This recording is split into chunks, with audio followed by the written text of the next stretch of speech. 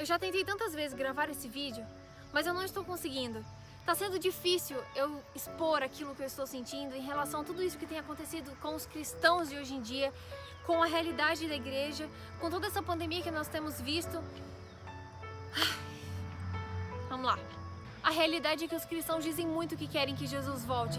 Mas a nossa vida de oração, a nossa vida com Deus, a nossa vida de leitura da palavra, a nossa vida de amor pelas coisas do Senhor tem ficado cada vez mais fraca, cada vez mais longe. Sabe, a gente conhece um monte de músicas cristãs, a gente sabe os lançamentos da música gospel, a gente canta muito, a gente ama música.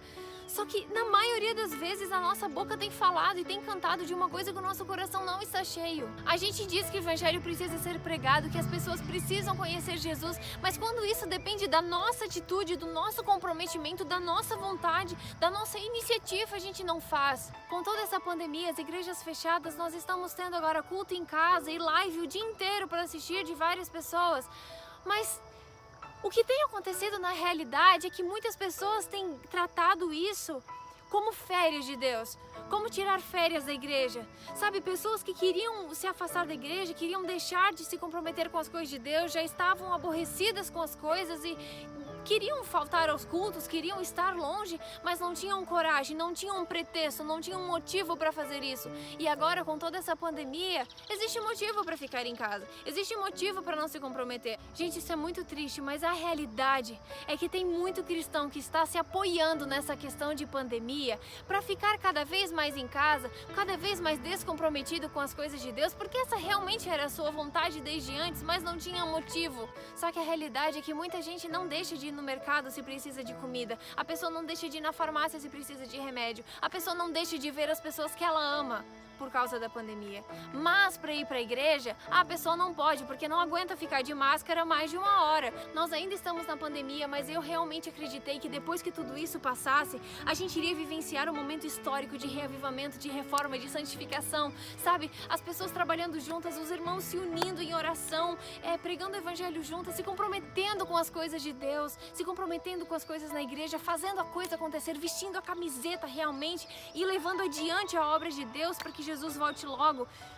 Mas não é isso que tem acontecido, e eu acredito, infelizmente, que não é isso que vai acontecer, porque infelizmente muitos cristãos já estão tão acostumados a ficar em casa que não faz a menor diferença mais o ter igreja ou não ter. Se é convidado algum pregador ou cantor famoso do meio gospel, a igreja enche, as pessoas vão, elas se sentem felizes, elas oram, elas cantam, é a coisa mais linda, parece assim um revivamento da vida.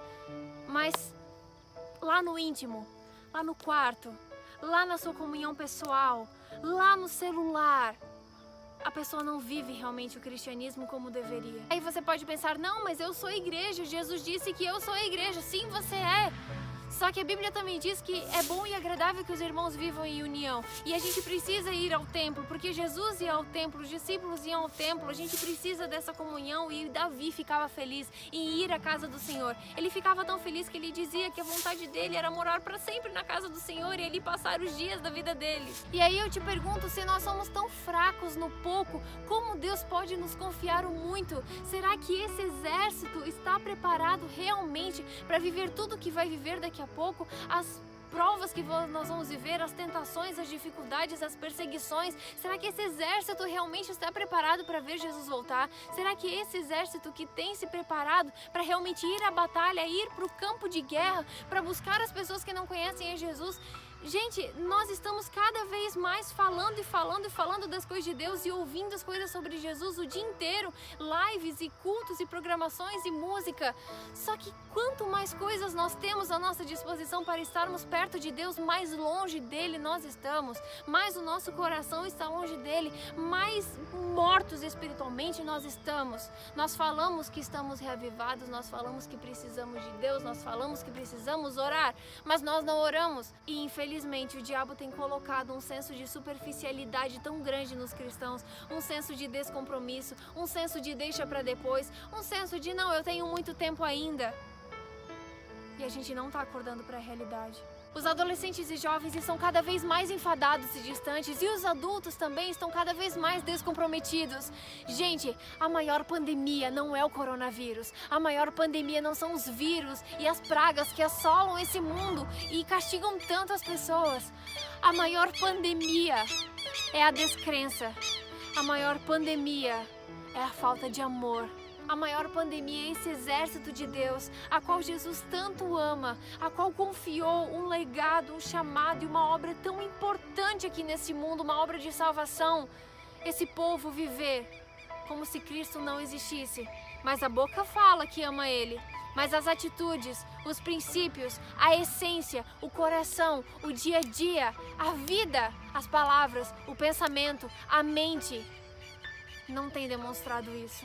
Não espere se reavivar quando as pessoas ao seu redor estiverem reavivadas. Não espere tomar iniciativa de começar a orar de verdade quando alguém dizer para você que você precisa orar.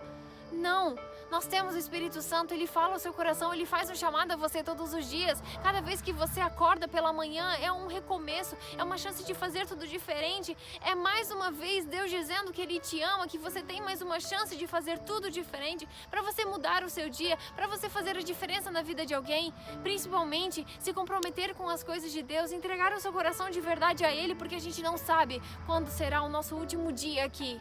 Você que está me ouvindo, por favor, saia da zona de conforto, saia da superficialidade, saia do achismo, saia do descompromisso e viva realmente com intensidade aquilo que Deus confiou a você. Viva realmente com propósito. Deus poderia muito bem tirar essa responsabilidade de você e pedir para que um anjo fizesse esse trabalho. Mas Deus sabe que você precisa disso para se salvar. Você precisa disso para ter propósito na vida. Você precisa disso para trazer sentido à sua vida. Você precisa dele, você precisa dos irmãos, você precisa da igreja, você precisa estar com ele, buscar a ele, orar. Você precisa disso. Então, por favor, saia da superficialidade, tire as máscaras e realmente seja transparente diante de Deus e peça ajuda dele. E viva com propósito.